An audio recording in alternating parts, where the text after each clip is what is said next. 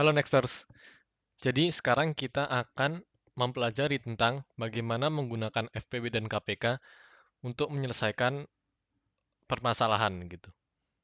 Nah, jadi pertama dulu, apa sih FPB dan KPK itu? Mesti kalian udah tahu kan ya, FPB itu apa? FPB atau faktor persekutuan terbesar itu, nama lainnya GCD kalau Inggrisnya. Jadi dia itu adalah bilangan terbesar yang bisa membagi kedua A dan B. Nah, ini definisinya. Kalau KPK itu gimana kalau KPK? Kalau KPK adalah bilangan terkecil yang merupakan kelipatan dari A dan B. Jadi ini definisinya. Nah, terus sekarang gimana kita menggunakan program untuk mencari FPB ataupun KPK gitu kan? Karena ini udah OSN, kita nggak bisa tulis tangan manual gitu kan, kita harus pakai program. Nah, jadi untuk nyari FPB itu sebenarnya kita ada satu algoritma namanya algoritma Euclid. Nah, jadi algoritma ini gimana? Jadi aku contohin aja, misalnya kita ambil dua bilangan, eh 3 sama 10. Jadi algoritma Euclid itu kita ngurangi bilangan yang kecil ke bilangan yang besar sampai nol gitu. Ini kalau ini kita jalanin algoritmanya, ini 3, ini 7 karena 10 kurangi 3 7. Kurangi 3. Ini 4, terus ini 1. Nah, kalau udah kayak gini berarti satu kan yang lebih kecil, otomatis satu mengurangi 3 gitu. Jadi ini 2, 1, ini min 1 di sini.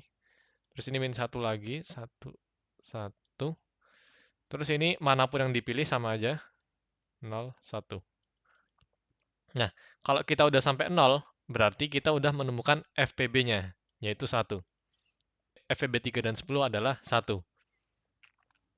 Kita coba pakai contoh lain. Gimana kalau sekarang contohnya adalah 4 dan 18 gitu. Nah, kita jalanin algoritmanya. Ini 4, 18 kurangi 4, 14. Ini 4, 14 kurangi 4, 10. Ini 4, 10 kurangi 4, 6. 4, ini 6 kurangi 4, 2. Ini yang lebih kecil, berarti ini 2. 4 kurangi 2, 2. Manapun yang dipilih nggak apa-apa, ini 0, terus ini 2.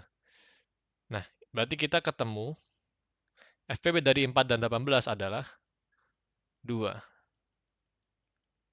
Gitu. Nah, gimana cara kita programnya gitu kan? Kita udah ketemu algoritmanya nih. Nah, kita bisa lihat di Geek for Geeks. Nah,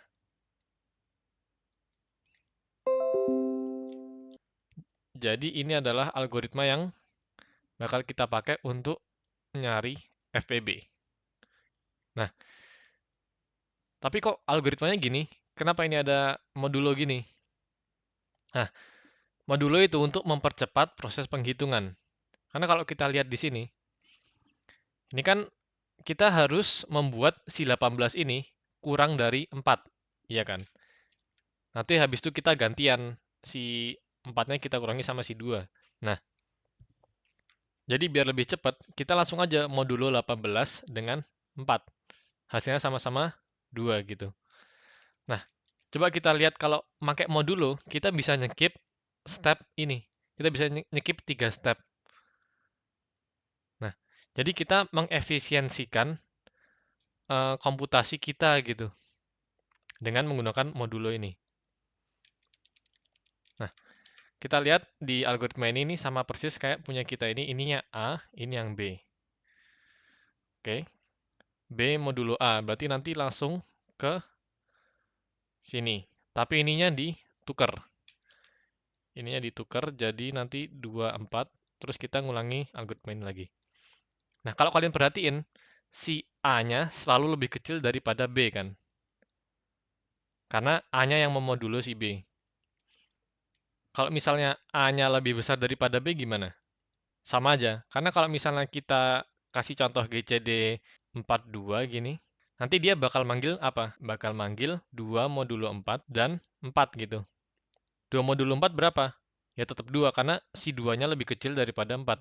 Berarti sama aja kayak kita cuman nuker posisi yang besar dengan yang kecil gitu. Jadi ini tetap bekerja gitu. Nah, jadi ini algoritma untuk mencari FPB gitu. Nah, sekarang kan kita udah bisa nyari FPB. Terus gimana kita nyari KPK?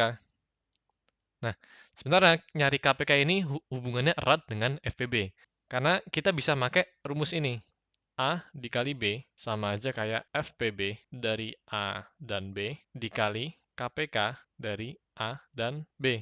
Nah, ini kalau kita ubah persamaannya, kita bisa mendapatkan, kita bisa dapat kalau KPK A dan B itu sama aja kayak A dikali B dibagi FPB A dan B. Dan inilah cara mencari FPB dan KPK. Nah, sekarang kita bakal nyoba latihan soal.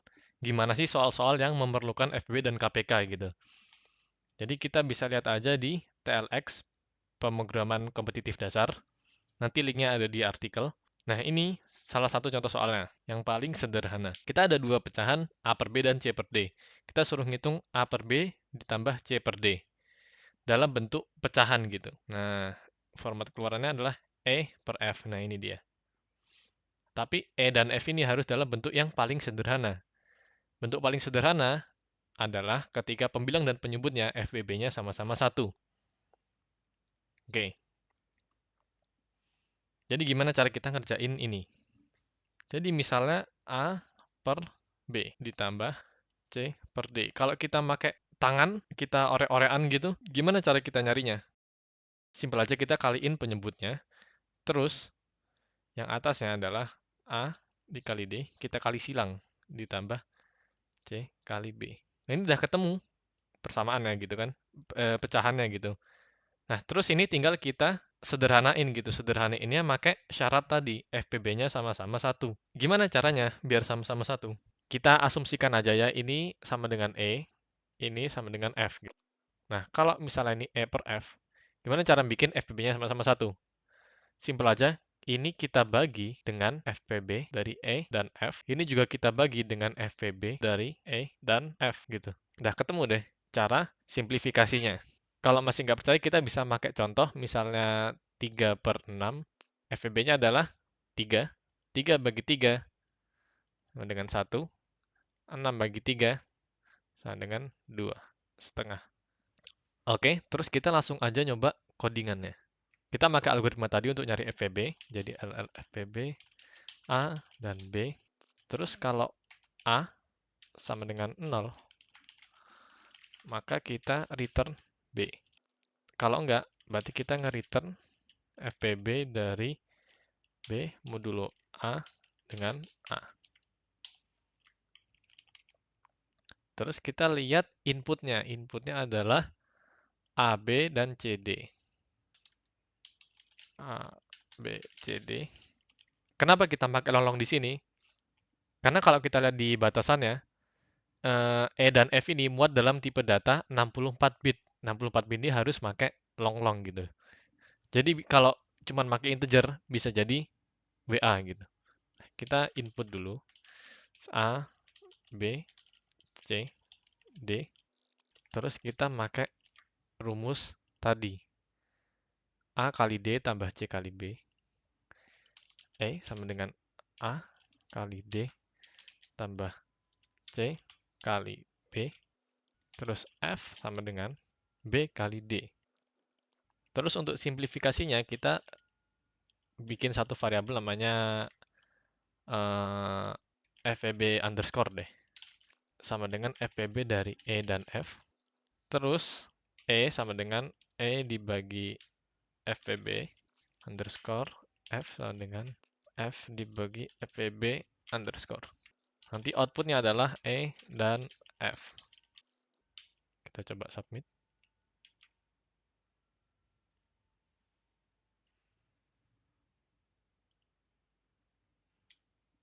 Dan accepted.